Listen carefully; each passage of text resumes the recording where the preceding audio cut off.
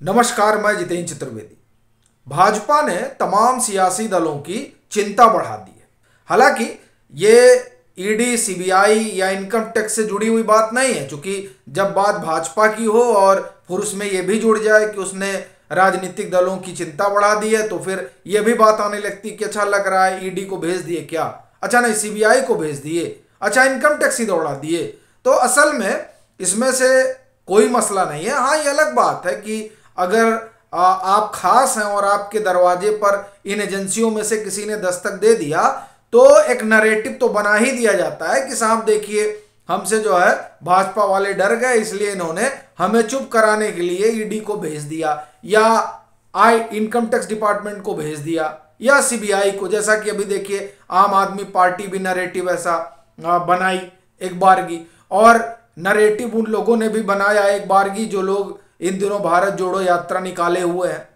तो उन्होंने भी एक समय में कहा था कि साहब हम बोलते हैं इसलिए ये लोग डर गए हमसे, इसलिए हमारे यहाँ ईडी वगैरह भेज दे रहे हैं, हमको बुला के पूछताछ कर रहे हैं। हालांकि ये तो कोई नहीं बताता है कि साहब ये जो पैसे आ रहे हैं, 5 लाख की कंपनियां 5,000 करोड़ की कंपनी का टेक ओवर कर लेती हैं, तो ये हुनर जो है ये कैसे आ जाता है, इस पर तो चर्चा नहीं होती। लेकिन अभी अपना मसला जो है ये एजेंसियों का जो रेला है और उसके ऊपर जो आरोप प्रत्यारोप चलते हैं उसका नहीं। असल मसला ये है कि ये अभी जो 2 राज्य और एक एमसीडी के चुनाव निकले और फिर तमाम बाईपोल निकले, उसके बाद महामंथन किया भाजपा ने, और उस महामंथन के 2 चरण हैं। एक चरण 21-22 दिसंबर को हो चुका और दूसरा चरण जो है वो 28 दिसंबर को होगा।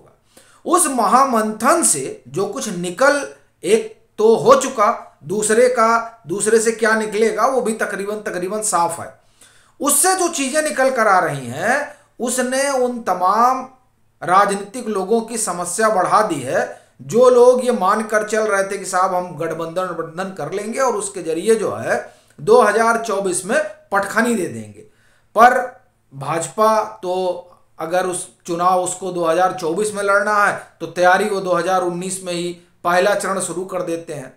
सो अब 2022 खत्म होने जा रहा है और इस खत्म होने से पहले ही उन सीटों की योजना बन गई है जहां भाजपा पूरा दम लगाने जा रही है।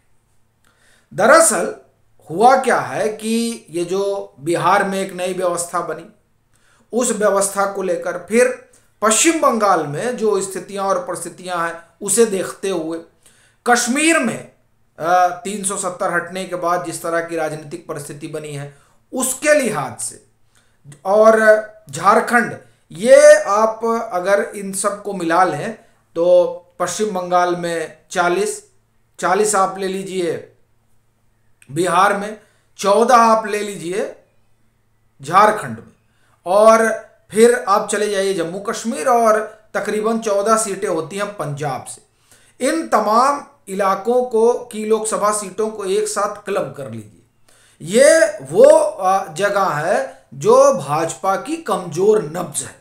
बिहार इसलिए चूंकि वहां पर सामाजिक समीकरण के लिहाज से एक गठबंधन बना और उस गठबंधन का असर न सिर्फ बिहार बल्कि झारखंड में होगा, तो इसलिए दोनों को मिलाकर वो 54 सीटें हो जाती हैं। और पश्चिम बंगाल तो स्वाभाविक तौर पर टीएमसी का गढ़ है, और वहां 2021 के चुनाव के बाद से जो हिंसा हुई, उस हिंसा के बाद जिस तरह से भाजपा में चुप्पी रही, तो स्वाभाविक है उसका भी एक असर जो है पड़ा ही है। तो उसकी वजह से अब यह भी सवाल है कि क्या 19 सीटें जो भाजपा ने 2014 में जीती थी, और माफ करिए 19 में जीती थी, वो क्या 2024 में रिटेन कर ली जाएंगी? तो एक वह भी समस्या। फिर पंजाब, अब तो वहां कुछ भी नहीं है अगर देखा जाए भाजपा के लिहाज से।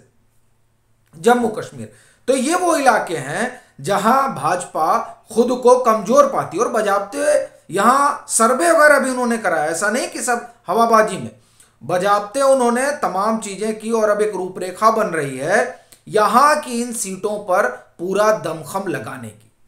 तो वो जो आप चर्चा सुन रहे हैं ना, मिशन 160, तो उस मिशन 160 में ये इलाके आते हैं, और इसे लेकर 21 और 22 दिसंबर को पटना में बैठक होती है। यह बड़ी चीज है। अब देखिए पटना में बैठक हो रही है, 54 और 40, 94 सीटें तो सीधे सीधे साधी जा रही हैं उस पटना बैठक के जरिए। और ये 94 और आप उसमें जो है 14 जोड़ लीजिए पंजाब की, और प्लस फिर आप चले जाइए जम्मू कश्मीर। तो अब यहां पर भाजपा अपनी एक रणनीति बनाकर काम करेगी। और वैसे भी अगर आपको ध्यान हो तो जो किताब है खासतौर से अमित शाह को लेकर, अमित शाह और भाजपा की यात्रा, उसमें तो बजाबते वर्णन है कि किस तरह से ये लोग सीटों को कैटेगराइज करते हैं और फिर उस पर काम करते हैं। तो ये जो जिन सीटों को लेकर पटना में मैराथन हुई भाजपा की, वो CD श्रेणी वाली सीटें हैं, जिसे अब B और A में कन्वर्ट करने के लिए पार्टी लग गई है। वैसे भी अगर आपको ध्यान हो तो एक योजना पहले ही चली थी उन सीटों को लेकर जो सीटें भाजपा कभी नहीं जीत पाई थी, जिसमें आपको ध्यान होगा कि शरद पवार का गढ़ बागमती वाली सीट भी आती है, बारामती वाली सीट, जहां उस दरमियान निर्मला सीतारमण गई थी। तो इस तरह की जो सीटें हैं वो तो है, जैसे मैनपुरी गढ़ है भाई, आप रायबरेली, अमेठी का तो गढ़ निकल गया लेकिन रायबरेली, तो इस तरह की जो सीटें, फिर आप आजमगढ़, तो आप एक तरह से समझिए कि अब आजमगढ़ और रामपुर को लेकर जो कहा जाता था वो भी अब हाथ से निकल गया। मतलब जो लोग वहां अपना दम ठोकते थे। तो इस वजह से अब आप देखिए तो जो इनका फोकस है भाजपा का वो इन सीटों पर है। तो ये 100 सीटें आप इधर लिख लीजिए और 114 के आसपास ये हुई।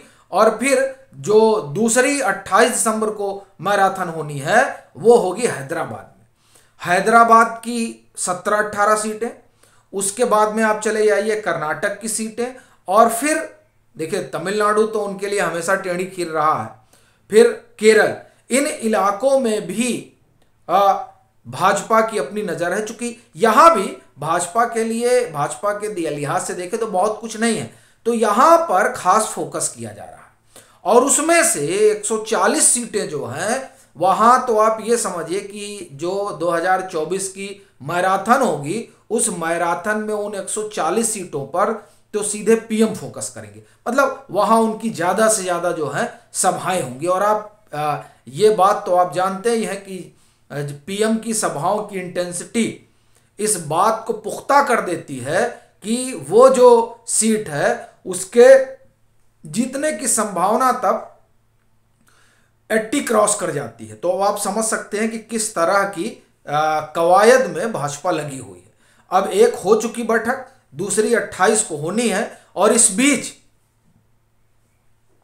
ये जो कुल 160 सीटें हैं उन 160 सीटों पर भाजपा का पूरा दमखम लगा हुआ है। और उसमें तमाम तरह के जो समीकरण हैं वो सारे समीकरण बैठाए जाएंगे।